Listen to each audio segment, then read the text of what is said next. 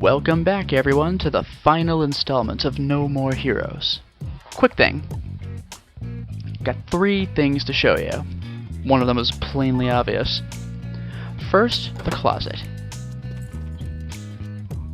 Know that I have purchased every t-shirt in the game, and I have found, with a guide's help for the last 10 or so, every t-shirt in the game. I am currently wearing Kein Helden mehr. I hope I pronounced that right. No More Heroes printed in German. It's kind of a cool look to go with the brown jacket and pants, don't you think? So that's one thing.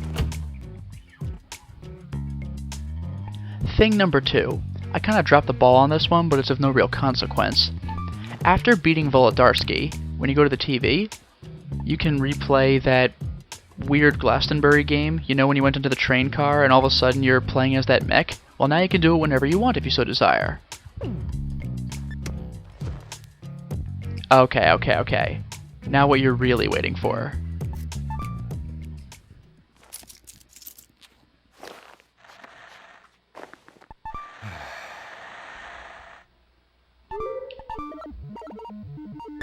Let's end this with the real ending.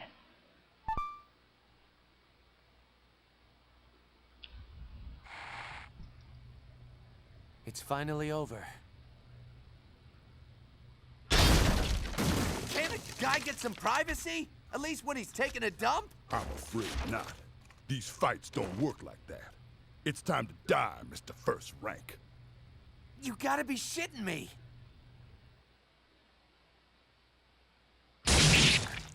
Damn. You. Will you hurry up with that? I'll be outside. That was close. Thanks. Ugh, what an idiot. You're a disgrace to yourself and all those you've killed.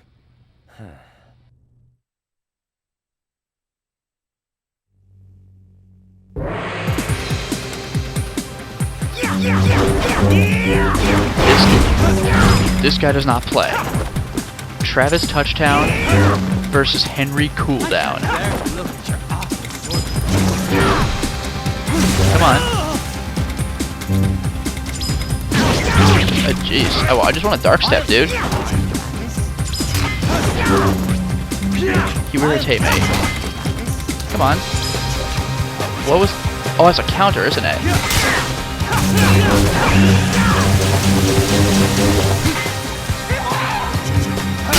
I want to throw this guy so bad.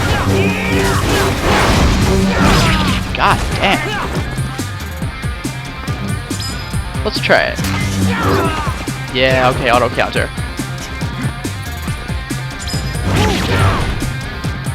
My reflexes are not so good right now.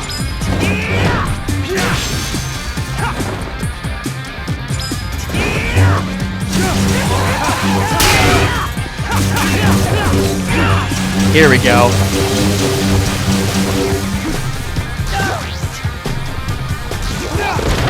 Oh, that feels good.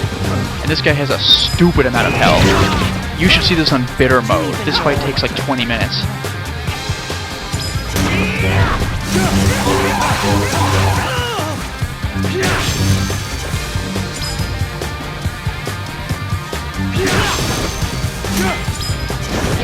I got this.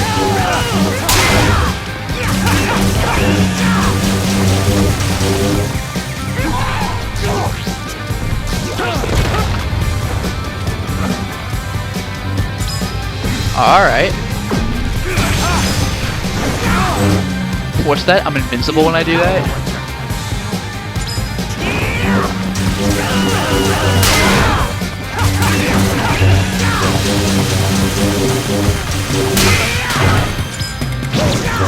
There's one move I want him to do. It's the best move in the game. Hopefully I'll recognize it when I see it.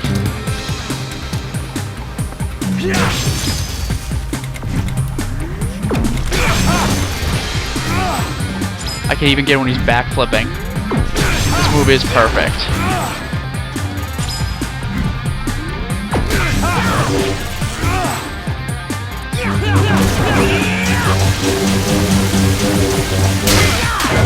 Come on, do it. Not bad, as cool as that is.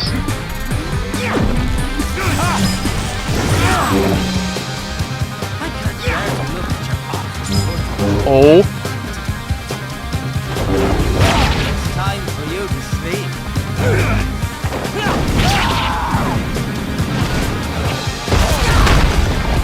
God damn.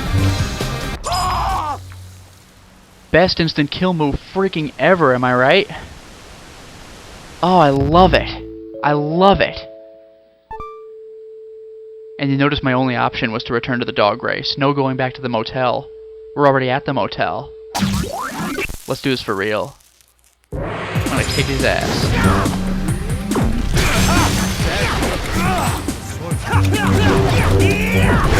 It may not look like much damage, but it is.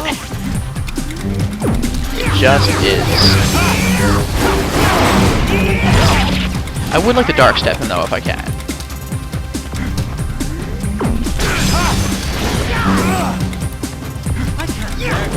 See, I'm spamming this because of his charge moves.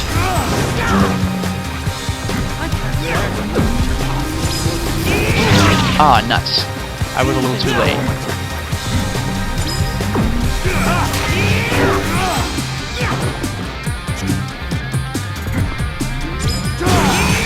Oh god. I let go too early this time. It's a delicate balance, you see. Oh, there we go.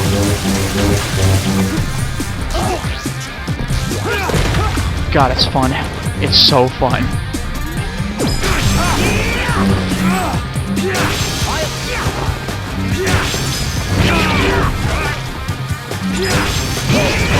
Okay, I'll stop doing that.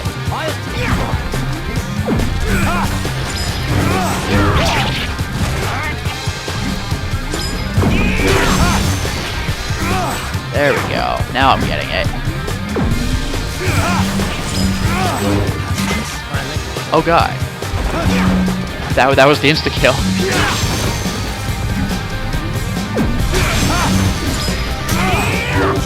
That's one instance where the charge attack will backfires when he sets up for the insta-kill.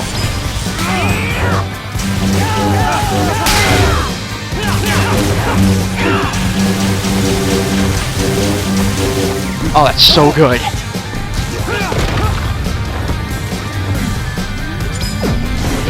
Ah, nuts.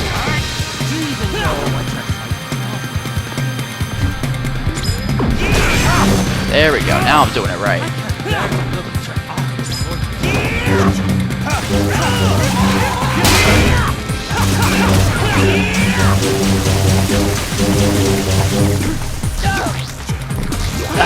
Sorry, I had to concentrate on that.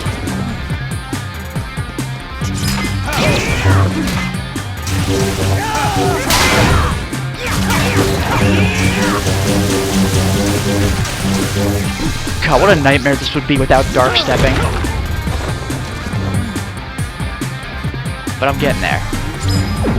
Oh god. That was close. That's why that charge attack is a little dangerous when he's lower than half health. Oh god, way too close. He's cheating. I'm alright.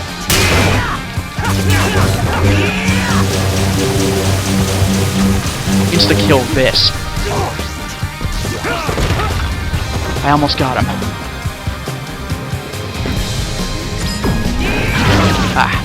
Again, I see him charge, and I take an extra second to see if it's the insta-kill charge or not. See him backing up, I don't like that.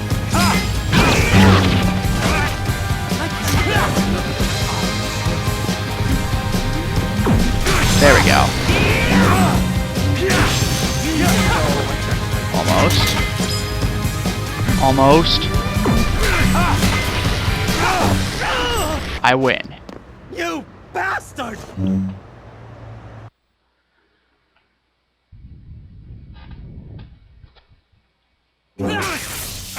Damn it! That all you got, Travis? Don't make me laugh. Mind if I ask you something? Sure.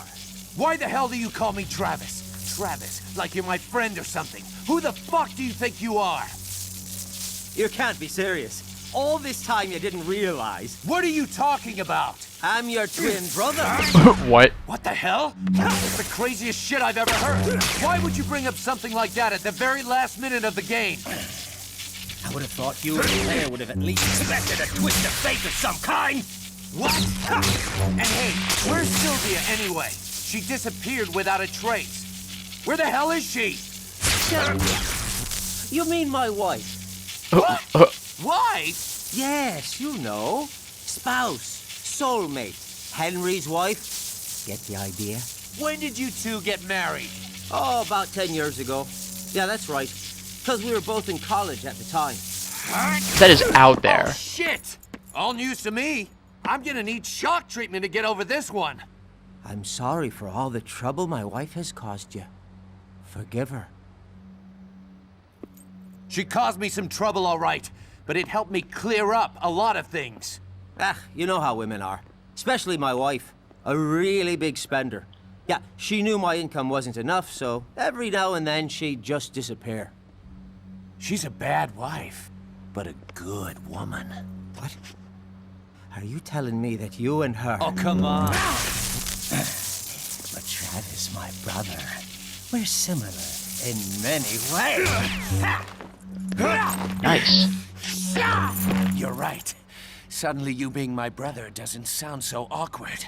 Let me ask you, how do you plan to put an end to all of this? Wait a sec. You want me to tie up all these loose ends? I don't think so. You're the protagonist. I'm just a cool, handsome foil who happens to be your twin brother.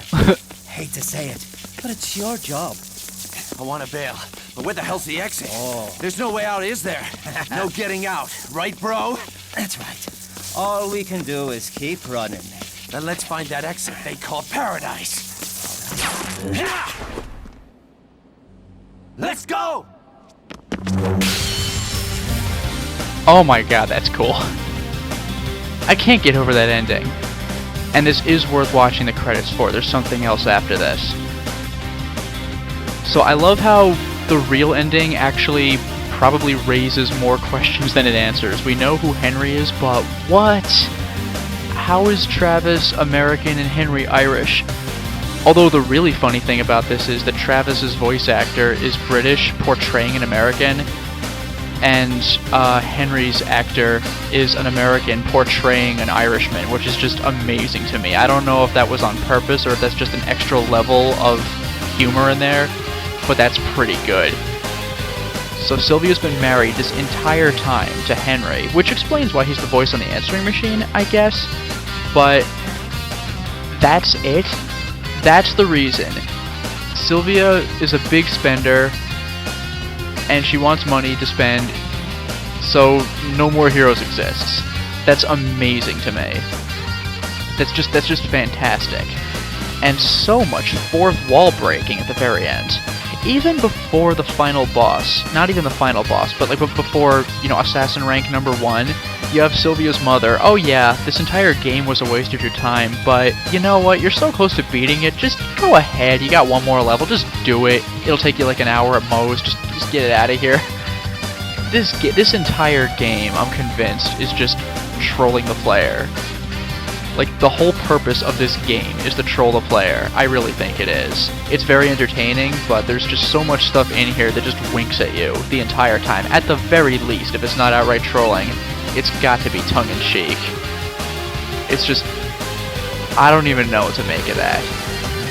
Also, yeah, you might have noticed, this painted artwork over here has the characters in these costumes, so even though I was fighting in whatever costume I chose, the ending cutscene had to force Travis back into his original costume. I've already addressed the tiger motif, but now you can obviously see the tiger stripes on the back of his default jacket. They really do keep the themes running. Killer 7. Yeah, Robin Atkin Downs is Travis. So you have the tiger theme, the Star Wars theme. Steve Bloom was Darkstar, oh my god. And yeah, Quentin Flynn. But manager of Area 51 was Masked Day. There's a weird name for you. But I keep getting caught up. There's the tiger motif, there's the Star Wars motif, and there's the Killer 7 motif. There's just constant references to all of these. Tiger probably to a little bit of a lesser degree, but the Star Wars stuff and the Killer 7 stuff, they really throw at you every once in a while. It's pretty amusing. Ah, this song is so addictive. The Star Wars ending credits theme was funny just because of what it was, but this is a rockin' tune. It's delightful. And I think the whole thing is either like, it's like 3 or 5 minutes. Oh, and one other thing I should throw in there is that there's sort of a flower thing going on with Travis's swords. The first one is the Bloodberry, the next 3 are Tsubaki, which is Japanese for, I forgot, it was some kind of flower. And you'll see in No More Heroes 2, all of his swords are named after flowers. So believe me, you're gonna love those. And it's also interesting that this doesn't really end. It seems that Travis wants to just get out of the game because he doesn't want to tie up the loose ends. He just wants to leave the game. The game opened and ended with trying to attain this paradise, which is probably just death. Like, you don't want to just kill yourself, you want to get to death, I guess, in the right way. You led death metal there, but now there's this. Whatever happens with Travis and Henry, you'll kind of see at the end of this. It's a little bit weird. But otherwise, what have we gained from this? We learned about our past, but we killed that family member. Also, Travis, Jean, Henry, all in the family, all became hardcore assassins. You like this painting, don't you? Let's go, Jean. Boy, does that raise questions.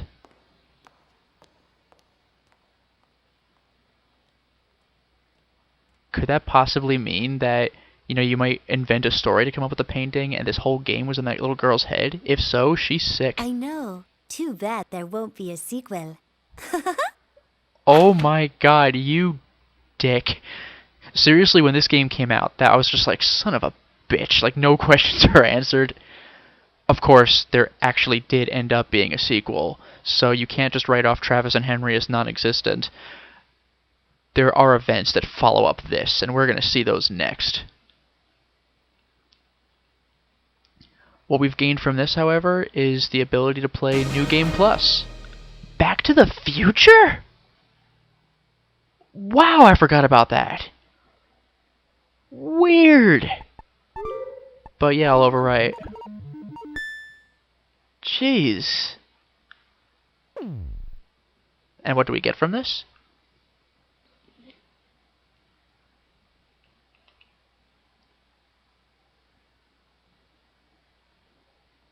Wait for it. Back to the title screen. Unlike a game like, say, God Hand, you could transfer the New Game Plus over to a different level of difficulty, and we have now unlocked Bitter. So if I were to start a New Game Plus, I could do it on whichever difficulty I chose, keeping all of my upgrades, keeping all of my cash. So it just becomes a matter of collecting the cards that you can find just out in the world, and some new ones placed in the dungeons, and also there are some new t-shirts to buy at the shop. So you can get some last upgrades and just play a little more and get some more background details on certain characters and objects in the game. I would say it's worth it. I mean, you do have to go through the whole game again, so that might feel a little too grindy for you, but if you're interested in learning about the other assassins, then searching for those cards can be pretty entertaining in its own right. But there you have it. That was No More Heroes. I freaking love this game. Well, we've done it. We have at last beaten No More Heroes, the second game in our Suda51-a-thon. This game was a lot of fun, and those of you who were introduced to Suda51 games in general may have discovered this one first, instead of Killer 7. Killer 7 did kind of fly under a lot of people's radars, so No More Heroes is still a really good starting point. It makes a lot of Killer 7 references, but you don't need to really know any of them. It's just kind of cute little Easter eggs. This game was a blast, what can I say? You cut your way through all the assassins, had a horrible backstory with Jean, but then there was that ending.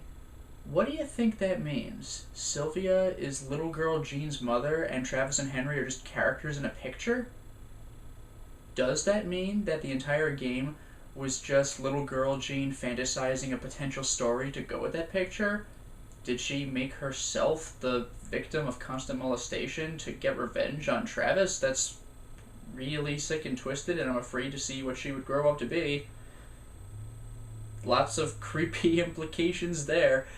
But that aside, this game, there's so much going on with this game. There's a lot of underlying things that kind of, to reuse an expression, might slip under people's radars. And there's even a lot of game mechanics that might not be so obvious. I didn't discover, but I had told to me the bad girl mechanic where you can hit back her clone soldiers at her by just tapping the A button and striking them. The thought never occurred to me, just doing a back and forth batter swing. That's awesome. And speaking of which, there are actually 2 other times in the game where you can do something like this. In the Dr. Peace fight, Dr. Peace himself has 3 different attacks. One of them is a charge-up attack where he fires a single shot at you and then laughs. If you time it right, you can actually hit that one back at him, just the same way you would with Bad Girl's men. All it really does is hurt him a little bit, so not really worth doing because it puts you at a lot of risk, although in the PS3 version of the game and the 360, you'll get a trophy achievement for it, so it's interesting to try out. And there's also Destroy Man's Destroy Cannon. Not the big blue beam, just the arm shot, the ball of energy. You could strike that back at him, and it'll actually instantly stun him. So that's definitely worth doing, because you can get a throw off of him really quickly. Good stuff. And there's actually one more mechanic that Bad Girl has that I wasn't aware of until I checked a wiki on her. But you know that move she does where she gets down and starts crying and you're supposed to get the hell out of there? There are actually 2 variations of it. One of them is the one that you saw in my Let's Play, where she cries with one hand over her face and the other is holding her baseball bat, so she's ready for you. That's when she's fake crying, and if you get too close to her, she'll insta-kill you. But there's another way she does it. She cries with both hands over her face, which means that she's really doing it, so you can... That is an opportunity for free hits. So that would mean that the one-handed crying move is even more dickish on the game's part, because you might have thought that you could get free hits, and then you did, and if you tried it again without noticing that very subtle difference, she'll just come back and end the game for you. It's pretty brutal, but it's a cool thing to note. Now, there were some Killer 7 references that seem very plausible that I missed, and one that I had explained to me. I'll go over the one I've already found first, but couldn't quite articulate. It was the Lavakov balls, where there was the memory of 3. I couldn't quite parse together what that meant. I knew that Garcian was the last of the Killer 7, but then I was like, 3 incarnations of Harmon, maybe, but then what about Garcian? Wouldn't that make 4 people? I don't know. Well, pretty much every single person in the comment section said that it probably referred to Garcian's third eye, especially when he was Emir Parkreiner, when he was younger, and he just had that third eye in his head. Garcian started to have a little bit of it at the very end of the game. So that would make a lot more sense, especially because it concerns memory and his whole vision ring and everything like that. So that's been set straight. But then there were 2 more references. One of them a few people pointed out to me was that Travis from Killer 7 has a voice remarkably similar to the voice that announces the names of the assassins you're gonna fight, like Bad Girl.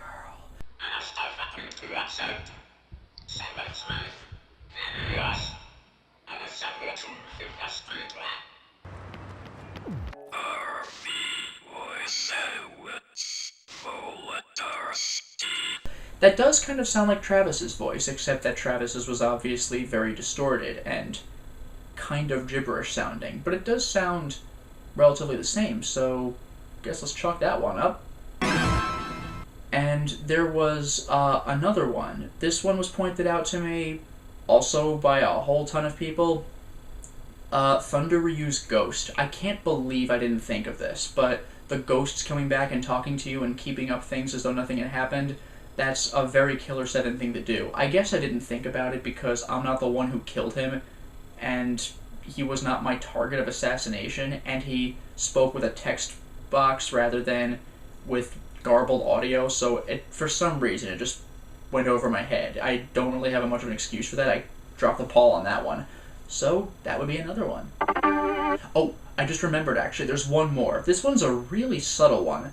Segatron on Blistered Thumbs told me about this one. This really surprised me. Holly Summers. Her last name.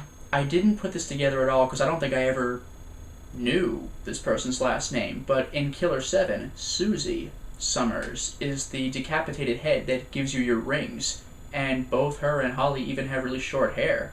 So that's a pretty subtle connection, but it's there. One more. Now, other than that, I've mentioned the console version. I mentioned the PS360 version of the game repeatedly, but I've been touting the Wii version. Like, oh, the Wii has the Genki Rockets theme playing in stores. Oh, you can watch the trailer in the Wii version. Speaking of, real quick tangent for the trailer, I thought something was up with it when I watched it in the Let's Play, and I was right. You can actually go to GameTrailers.com and look up the original 2006 trailer for this game. It's slightly different. The original actual trailer is about 2 minutes shorter, closer to 3 minutes, and instead of the No More Heroes theme playing in the background, you get Dr. Peace's fight song, Steel Python. Just an interesting thing to note. But as for comparisons of the Wii version and the PS3 360 versions of the game, really, I've been touting the Wii version, but the HD version is better in just about every respect. Obviously, it's in HD. That's the plainly overt one. But also, I've been told that you can pick up items while you're on your bike, making for slightly faster exploration. You can apparently quick jump back to probably part-time jobs. I know you can do it for K-Entertainment missions if you've already done them. So once you've gone there the first time, you can quick jump back to them, which makes your life so much easier, considering how grindy this game is. You're going to be needing to go to K-Entertainment missions repeatedly, and that's where you do the money anyway, so the part-time job you probably only want to do once in the first place, so it's kind of a non-issue unless you just feel like doing those weird things again. But speaking of which, apparently the HD version of the game has 5 extra part-time jobs, and I don't even know what they are, so that's pretty cool. Also, this is one reason I'm glad I did not play the PS3 version, but if you're into this kind of thing and if you've played the sequel, then periodically throughout the game you can fight characters from No More Heroes 2. I think 5 of them. So that's like half the cast right there. So that's really awesome just to get to have a quick go at those guys. Also, speaking of which, at the TV, you can relive boss fights. I think you can just replay them, which is so cool because that's kind of what No More Heroes is all about. So that's definitely appealing. And maybe there's more to this, but there are only 2 more things I can remember. At first I didn't really think about this one because it personally does not affect me, but in Europe and Japan, the Wii version was censored and did not have blood. So the PS3 version, and I guess the 360 version, even in those countries, those continents, even in that continent and that country, Europe and Japan, you get your blood on the HD version if you really were kind of looking for that. And also, right, there's 3 levels of difficulty. Sweet, mild, and bitter. Now, I guess you beat the game for this, but you can unlock Very Sweet, which is actually not a level of difficulty, but rather just a gallery mode where you can see the women of the game in, I forgot if it was lingerie or bikini bathing suits, but same kind of idea. It's like a cheesecake mode. So you got that. So I think it's all of the girls of the game that appear on the box cover. So that would be Sylvia, Holly, Shinobu, Jean. That might be it. Oh, I think Naomi as well. So sorry guys, no Speedbuster if you were banking on that one. Bad news for you. Although speaking of some of these characters, I didn't show this to you because it would have just been read this note, read that note, but I picked up all the trading cards in the New Game Plus, and you get little extra information about the characters, which is just kind of nice. Did you know that Naomi is 63 years old? Looks pretty good, doesn't she? Also, did you know that Sylvia is not French? She was raised in France, so her accent is legitimate, and you can hear it from her mother too, but she's actually half Japanese, half Ukrainian. Yeah, obviously, right? I would have totally marked her for both of those nationalities. Wow. Who would have thought? So yeah, just really cool things about the PS3 360 version. And one other thing, not that we could have gotten this in America or probably Europe anyway, but pre-orders for the Japanese version of the PS3 360 version were a little packs of postcards that also feature the females of the game in, again, I forgot if it was underwear or bathing suits. I think for the postcards, probably bathing suits, because that makes sense for postcards. The PS3 and 360 versions had slightly different postcards, and they were named after fruit. Like, the PS3 was like the strawberry pack, and 360 was orange. I might not have the fruits right, but it was something like that. One of them was some red fruit, like cherry or strawberry, and the other was orange or mango, or it was something like that. So there's that to consider, which is just Suda51 being Suda51. I guess that wouldn't have flown so well in America, but I guess it worked nicely in Japan, so that's kind of amusing right there. So that, I believe, is about all I have to say about the game.